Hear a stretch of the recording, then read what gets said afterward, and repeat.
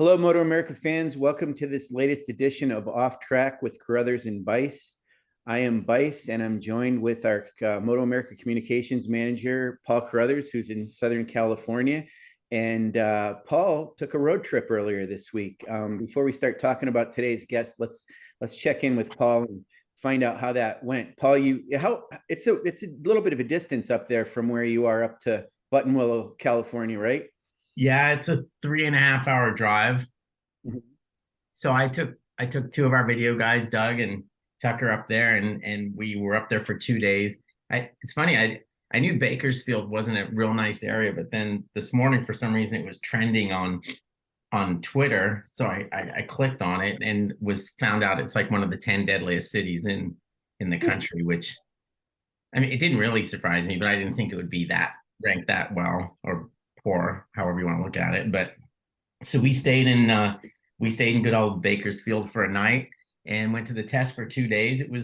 It's always nice to see everybody again because you don't see those guys all the time. There weren't a lot of them there. It was like the attack guys and Westby with Skultz was there, and Kayla Yakov was there with MP13, and Josh Hayes was there helping some Supersport kid that I've never really met. Oh, I don't know if you know of him, Sean Declan Rossmore. Oh, yeah, Declan. Yeah. Declan, yeah. Josh told me about him. I haven't met him, but yeah, I guess he's new. Isn't he from Australia or something? I don't know. I don't think so. I didn't talk to him. Okay.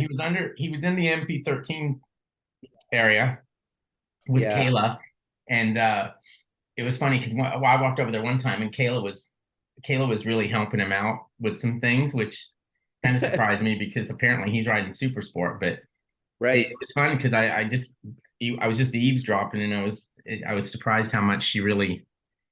Not everybody who's fast knows why they are or knows what they're doing, but I was surprised by her intelligence of how she knew what she was doing and could explain it to somebody else. So that was kind of cool. But the test went well.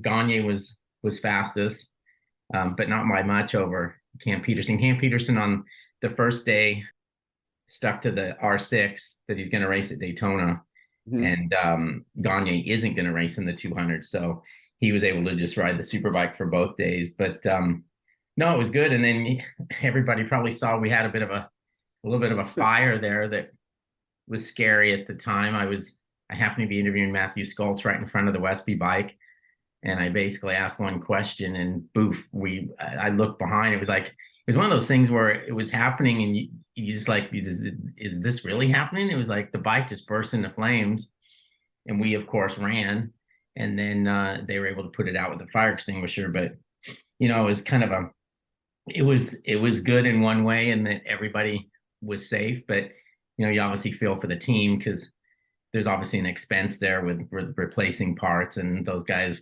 probably were up pretty late that night working on the bike and getting it all ready again. So it was a bit of a bummer, but again, like I said before, it was fortunate that everybody came out of that thing without any injuries, and the fire could have been really bad if for some reason it just started to spread or whatever. But there was quick response, and they got the thing out, and everybody carried on. So it added a Yeah. little spice to it, But no, it was a good test. We're gonna go back. I think they're there in a couple of weeks again, and I keep hearing that Bobier is going to be there, and Oh, I think even Tony and the other M4 guys will be there. So it'll be a bit crowded, and more stories and more content we can generate. So overall, it was real cool. yeah. I'd heard that, like, since there's going to be, like you said, the next one's coming up pretty quickly. So this one was a little bit of a shakedown for that next one, so to speak. And I, like you said, I think Westby, they have to, they obviously aren't going to take the bikes back to Oklahoma or to Georgia. So they did as much as they could before they had to leave the track. And as far as cleaning up that issue with the one bike, and they're going to have to work on it a little bit when they get there for the next test. But one of the things I noticed, and I realized pretty quickly why, but you mentioned that Gagne was quickest, but he was slower than that last test they had, which he was really fast in. And of course, they were using testing Dunlop Q tires in that. So that explained that. And I don't think any of those guys were necessarily going for any fastest lap times. I don't think they even used any Q tires at all. So that kind of explained that, if anybody ever looked at the previous test versus that one and wondered why they weren't as fast. Well, that was the reason. So yeah, and it's one of those places, like I was talking to Gagne about it, and the track changes there so much, with the temperature, whether it's clean or dirty. So I think I think they really just look at the lap times relative to the lap times that are set on the same day, if that makes sense. More so than like, how fast he might have gone in July of one year or something, So it's you just kind of take the lap times there with a grain of salt, because really they're just getting ready for the season. And a lot with this, I mean, it was like Scalt said he hadn't ridden a real motorcycle since September. So for guys like that, when they come out to a test like that, I mean, a lot of it's just getting their brain up to speed, so they can get to work. But they did Westby did have some new bits that gets them closer or the same as the attack bike. So they were working on that stuff. But I know initially it was just Matthew trying to get used to riding a motorcycle again. Yeah, he hadn't ridden that bike. Well, I guess that's not a surprise, but they didn't test the last test. He hadn't ridden that bike since Barber last year. So, right. Anyway, so let's move on. So this week we've got Ben Gloddy on, who is a REV'IT Twins Cup rider, moving into his second season aboard the two banger bikes, racing for Robem Engineering on an Aprilia RS 660. And, Ben is another one of these fast, I'm not going to say kids, but fast riders from up in the Northeast. He was teamed up with Teague Hobbs last year, who we had on the podcast recently as well. And Teague has moved on to the Vision Wheel M4 X-Star Suzuki team on a super sport bike. And so Ben is coming back for another year with Robem Engineering, and he will have another teammate that is yet to be announced, but he will be joined by another teammate, and they're going to begin their season at Daytona when we're down there. Twins Cup is going to be part of that. So let's see. So Ben finished. Sorry, I had this in front of me. I think it was seventh in the championship this past year, and it's funny because Teague was actually just in front of him. So they actually, it was an uncharacteristic year for the team and those two riders. Seventh and eighth. Sorry, Teague was seventh and Ben was eighth, and they had Ben had a couple of podiums, three in fact. And it's funny, at the last two rounds of the season, New Jersey and at Barber, Teague and Ben kind of traded positions. So Teague was, I guess, third, and Ben was second at New Jersey, and then it was flipped around, and Teague was second, and Ben was third at New Jersey, or at Barber Motorsports Park to finish out the year. So they finished out the year strong. We'll talk to Ben about this past year as well as the upcoming season, but let's bring him on, Ben. Hey, sorry, I had your rankings wrong to start with, but good. No, that's quite all right. Okay, good. So you would say, I mean, you came into our series and really have been very successful right off the bat. I remember, I think your first race was oddly enough at Utah Motorsports campus a few years ago, right? Yeah, it was 2019, I believe. Yeah. Boy, it seems like it hasn't been that long, but yeah, I know. But you've had a lot of success. You were in Junior Cup and did real well in that class. And this year, would you say it was a little bit of an off year for you? Yeah, I definitely think last year was, it definitely wasn't the best year, and it was kind of an off year for both myself and the team a little bit.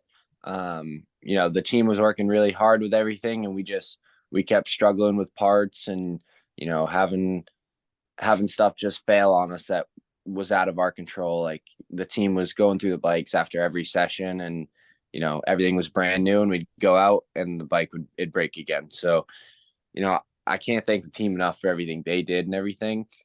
I did my best with everything, and then towards the end of the season we kind of worked it out a little bit, and we're consistently where me and Teague and the team thought we deserved to be. Yeah, it's funny. I was looking at the results this morning, Sean, and it's like the last four races, or actually the kind of the last, probably like four of the last six races, Ben really came on. I mean, he got fourth, a sixth, a second, and a third. So it suddenly at the end of the year there, he was kind of where we thought he'd be the entire time. But like he's mentioned, there was obviously some issues throughout the season, and they had a bit of bad luck. So it was good to finish on a strong note because so Ben, all you got to really do is think of the last races and not the early ones as you start the new season. Yeah, exactly. We started the season pretty hot. I mean, we came out at Daytona and I was on pole, and then I got taken out there on the last lap. But from there, it just kind of started a downhill spiral. Now you mentioned Daytona, so that's obviously where we go first. Yep. Is that a place you enjoyed racing at? Yeah, I like racing there. The first time I ever rode there was with MotoAmerica, when the twins and everything went there this past season. And I enjoyed it. It's a fun track. It's high speeds and a lot of drafting, but it makes for good racing, good tight racing.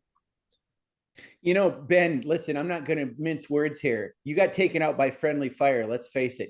Tommaso Marcano was a teammate, and we love him. We love when he's in the series. I mean, he's a very energetic young rider, and he's a good rider as well. But of course, we've run that clip a few times, and I'm sure you've seen it. That was the weirdest thing ever when he basically got caught to the back end of you, and I mean, you couldn't do anything. You had to go down, didn't you? I mean, basically the bike went down, but you had another bike attached to you. So that was weird. I tried to ride out of it, and I got it as far as I could till I hit the grass. And then once I hit the grass, the rear wheel just fully locked up and there was nothing I could do. Yeah, it's crazy. So how are you feeling about the season this year? Because it was a little interesting to start with when, we were figuring out the schedule and everything. And I say we, I mean, MotoAmerica. I mean, not Paul. Yeah. I didn't have anything to do with it, but it was kind of weird. And the effort was to try to get two races at every place you go, rather than going way out to the West Coast, and race one race, which is better for the teams. And do you like the fact that you're not at every round, but you're racing two rounds at every round you're at? Yes and no. I've been used to the Junior Cup. Every track we go to, we have two races and everything else. So it was this past season, it kind of like sucked. I'd go all the way out to Washington or California, like Laguna. I think we only had one race, and it was like, I went all the way out there and I flew in Thursday morning and I'm leaving Saturday after our race. And it just, I don't know, it kind of felt weird. Yeah, that was a strange thing, but I mean, at least this year it'll be two races like it used to be. And you're right, it's got to be tough coming from Junior Cup to go into a class that's a step up, but yet you don't race it every round because of certain issues of scheduling and all that kind of stuff. So it'll be interesting to see. But being that you're East Coast and Northeast, and what Daytona means to all the riders around this country, but certainly riders on the East Coast and particularly in the Northeast, it seems like it's such a rite of spring to go down to Daytona. And you were there last year, and it's obviously the start of the season. How do you like riding at that track? Daytona's fun. I mean, it definitely has its, downfalls because I'm a taller rider, so it's harder for me to tuck in and everything. But it's always fun to go race there. It's always good racing, and it keeps the pack nice and close. So I think this year it's probably going to be another thing like last year, where 6 to 8 of us are all going to the line, just praying you get the right draft. Yeah, it seems like a timing thing, and hopefully nobody rides the wall like last year. Yeah, that was pretty bizarre. But you mentioned you're growing all the time. I don't think you've stopped growing yet, and you've gotten tall pretty quickly.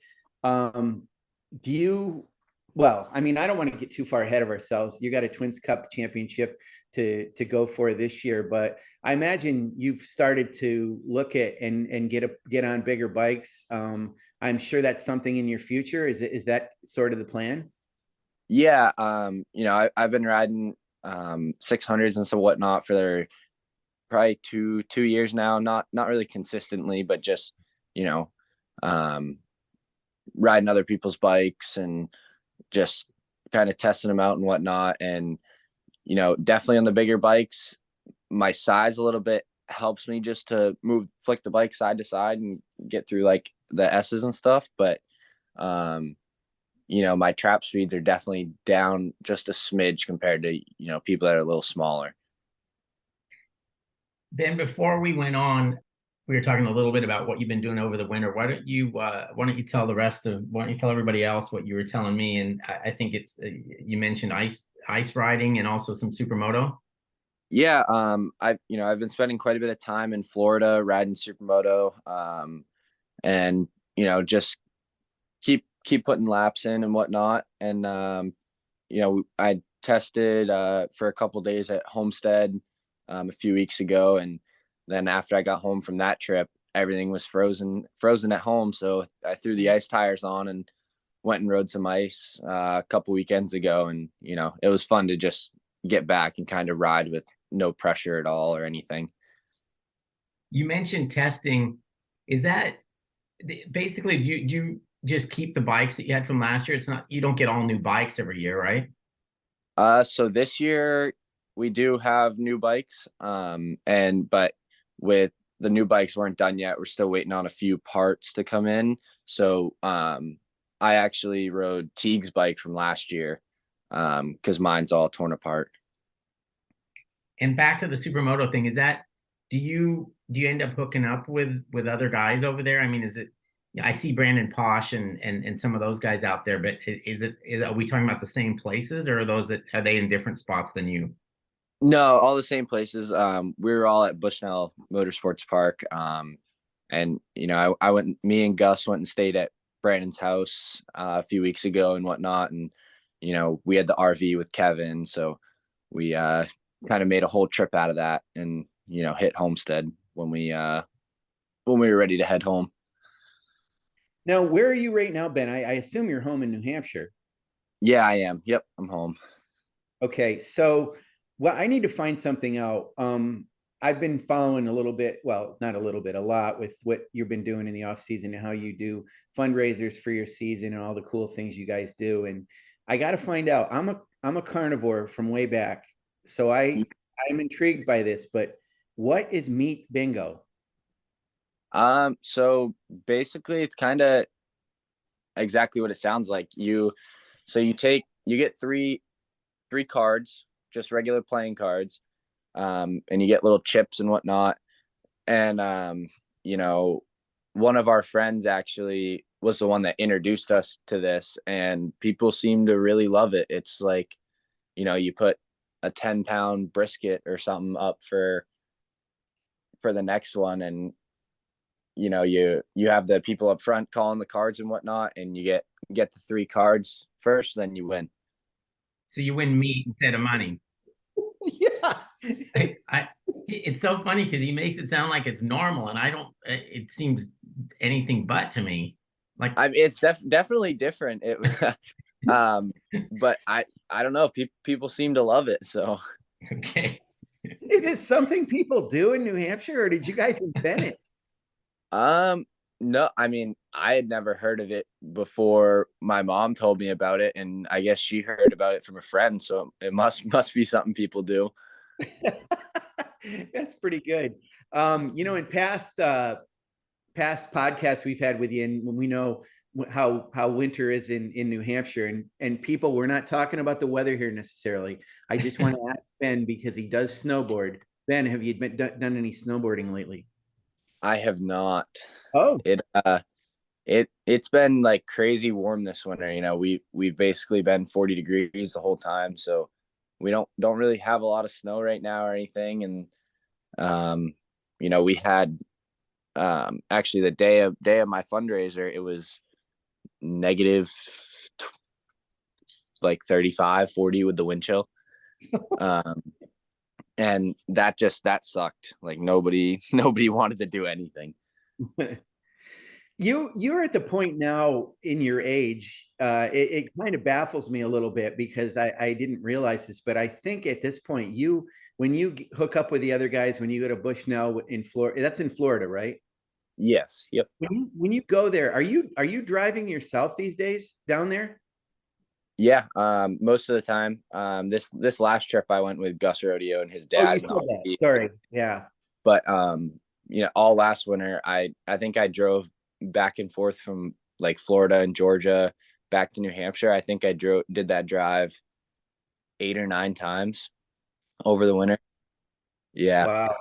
And of course, Gus is down in New Jersey, so you drove down from New Hampshire to New Jersey and then went down with him to Florida. Was that how it went? Yeah. Yep. Exactly. Wow. So Well, actually, I went from New Hampshire to New Jersey, picked Gus up, and then went to Ohio to stop in at the Robem Engineering shop and everything. Stopped in, picked up a bike, and then drove back to Gus's house, and then drove to Florida. yeah, you head over to Hamilton, Ohio. That's like you're taking a triangle there. You're going over that way and then down back the other way a little bit. That's insane. Yeah. There. It's let's talk about Matt Spicer for a minute. I want to ask you, he's a character. I mean, he's one of those guys you have to look at him when you're talking to him because you really have to pay attention to what he's saying, his facial expressions, and the whole bit. I mean, he's an enigma. I mean, I think he's funny as can be, but sometimes you're like, oh, he's actually joking this time. He's not being serious. Is that hard? Yeah. Can you read him pretty well? I can now. At the beginning of the season, I could not read him to save my life. Like I was like, man, why is this guy being so mean right now? I don't. But now that I know him and have known him for a while, he's super funny. Like 90% of the time, nothing he says is serious. It's all joking and just having fun. Yeah, it's true. And I mean, this guy is absolutely a brainiac engineer. I mean, he definitely has that side of his brain going to the point where that's why it is, he has the driest sense of humor I've ever seen in my life. Like I said, you got to look at him when he's talking, because otherwise you're not going to catch the twinkle in his eye. And that's even not there very often. So exactly. So the program this year, like I said, without naming names, you're going to have another teammate. When you had Teague on the team last year, despite the issues you guys had, I mean, you're obviously from the same part of the country, so you knew each other from that point of view. But teammates, and without revealing it, the teammate that you're going to have, is it a good thing to have a teammate to work with the way you do? Definitely 100%. Me and Teague, we work really good together. We've been racing with each other since, I think I was 10, 11 maybe, and he was a couple years older than me, so 13. And working with him was great. We were able to work together on and off the track. We came off the track, worked on track maps, and if one of us needed help on track, we'd go out together and give each other that help. And I think this coming season is going to be the same thing with my new teammate. He's great rider. He's definitely proved himself, and now we just got to get on with the season and see how we're both gonna end up doing, and just work off of each other to get better and better. So Ben, we can ask you about something specific. You're a good information source for a lot of stuff, not only how to read Matt Spicer, but the fact that you're working with American Super Camp still and continuing to be an instructor with that. Is that correct? Yes, I am. Okay. So I had heard, actually, Paul and I haven't even talked about this yet, but I'm sure Paul knows this too. So we had heard that, and I think he's probably still part of American Super Camp, but Danny's right-hand man, Robbie Peterson, is going to be working with Estenson Racing this year. Is that correct? Yeah, yep, that's true. I don't know too much about that, honestly. I knew Robbie, Estenson reached out to him, and I knew he was considering it. And then I saw the Road Racing World article come out that said he was going to. Oh, I didn't see that. Sorry, Road Racing World. I think he moved already too. And they're in Arizona, right? I think they're in Kentucky. Oh, I'm not too sure. Okay. but yeah, from what I know, they're like right with JD Beach in Kentucky. Oh wow. Oh, so you're saying you know what Paul's saying is, oh, you're saying, Paul, that Estenson is in Arizona. Yeah, I don't know. I think part of them, I think the owner of it is, but I don't know. A lot of the team, I don't think is now or something. It's weird, yeah, but there is some Kentucky thing. But does that mean did Robbie move to Kentucky as well? I know he's moved. I just don't know where. Oh, okay. Yeah, I think he did move, but I don't know 100% where. I think the team is based out of Kentucky. I'm not sure. Okay. Well, so let me ask you about this. When was the last American Super Camp that you did? It's actually been a while. Just I've been so busy. I did like a month-long trip in November. I went to Delaware, then Washington State, LA, and Santa Rosa. Wow, you were way out there. Yeah. Okay. How does Way it out work? here. Yeah, way out where Paul is. Yeah. How does it work with that camp with regard to, obviously, Danny, is it like, I'll take you when you can do it, or do you have to commit to something? I mean, how does the relationship work? He'll send out like a big group text, and he'll be like, "Hey, who's available for my camps? This date, this date, and this date." And we'll reply with, we're available and not available. So it's just kind of off of, our availability and who can go to what camps. So back to Robbie for a minute, since you've worked with him before. And Paul has known him forever, and I was a huge fan of his when I was younger, and got to know him, became a friend of his. So we all think a lot of him, and it's just what he did when he worked with Wyatt Ferris, and then even with what he did working with Tyler Scott last year. He was a great rider. I mean, he rode in Formula USA on a YZR 500 two-stroke bike that was 1 year old from Wayne Rainey having ridden it, and so he's been in the deep end. And obviously his son is now on his way, a huge star in our series. When working with Robbie and knowing what he's done on some teams from a crew chief point of view, what what is he like? Is he pretty analytical as a teacher? What do you see in him and does it surprise you the success he's had as a crew chief on these teams? No, it doesn't surprise me at all. He breaks everything down really well, and just gets the information out like as simple as he can, where you're gonna understand it and be like, oh yeah, that makes total sense. Um, and I know he's not huge on electronics or anything because he never grew up racing with them. He doesn't, not that he doesn't understand them, but it's definitely when I was riding the 400 and everything and whatnot, and even the twin, when we didn't have data and testing, like I just, it's a little easier for me just to do everything with the bike, and having the data is great and everything, gives you a ton of feedback, but sometimes I'd rather not look at the data once in a while because we're not running traction control, wheelie control, all that.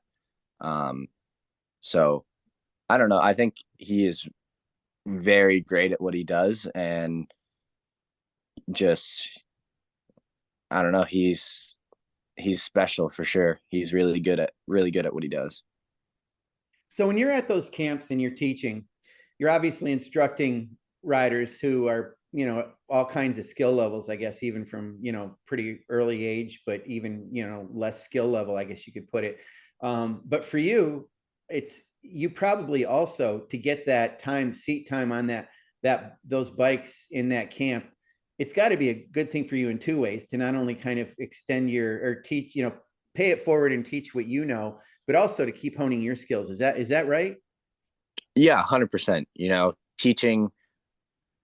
Teaching people is just, it keeps you reminded of everything that you need to keep doing, and like getting yourself thinking about it and be like, do I really do that? Like, because you get to a certain point and you just start doing stuff without even realizing you're doing it.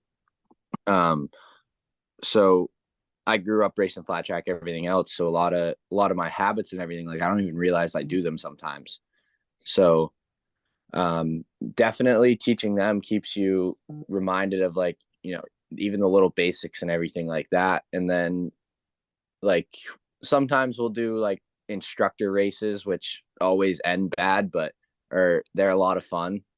So you get to go out and push as hard as you can on a little TTR 125, and have a great time and realize, like, just everything going on, and like the little things that affect the bike that you can do to change and not have it affect the bike.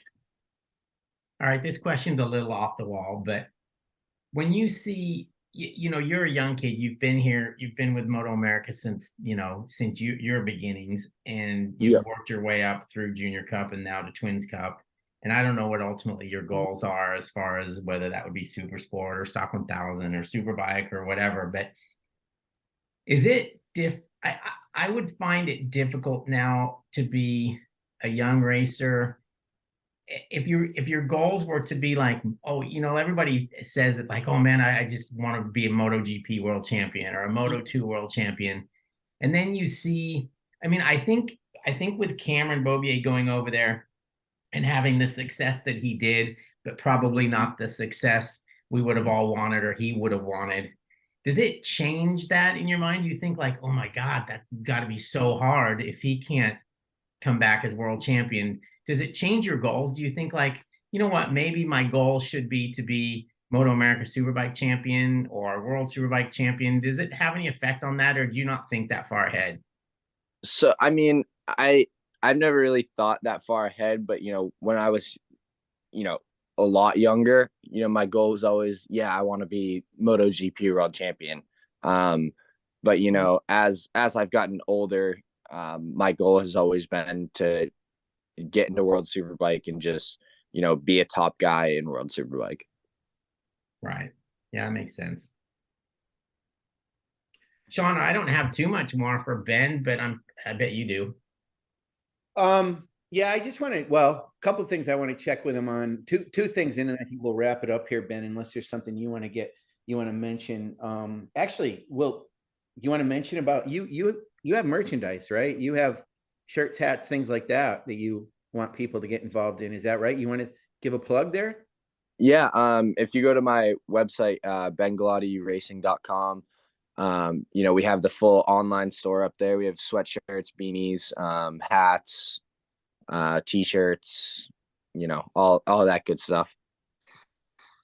So I want to ask you, we generally within MotoAmerica, we see the entry lists a little bit earlier than they're made public. So we have to go through them and make sure everything's spelled right and all that. But we haven't seen really a list of the Twins Cup riders yet. And we kind of know who some of them are going to be. I'm sure you do too. There may be some surprises, but looking at yourself and with your teammate, who will still be unnamed, who are you looking at as your greatest challenges in the class this year? I know Kalo's going to be fast. My teammate is he's going to be fast, and there's always guys that you never really know about or anything, and you get to the first round and they're always right up front. So I think Hayden Schultz will definitely he'll be a top guy at all the rounds for sure. And yeah, I think just trying to stay focused on myself more than what a bunch of other people are doing and everything, so that I can be as ready as I can be and just do what I need to do on the track.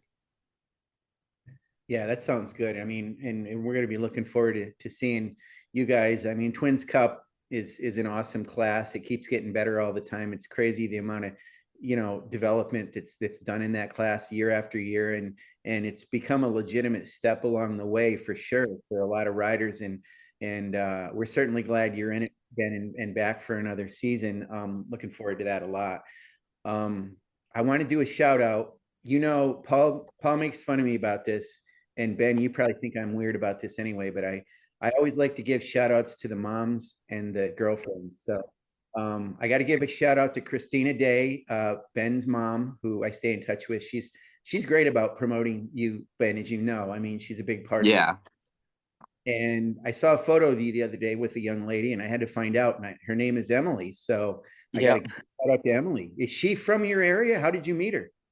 Yeah, her brother started racing this past year, and then me and her just kind of started talking and whatnot, and then kind of led into something more. So she has an understanding and a background of racing a little bit.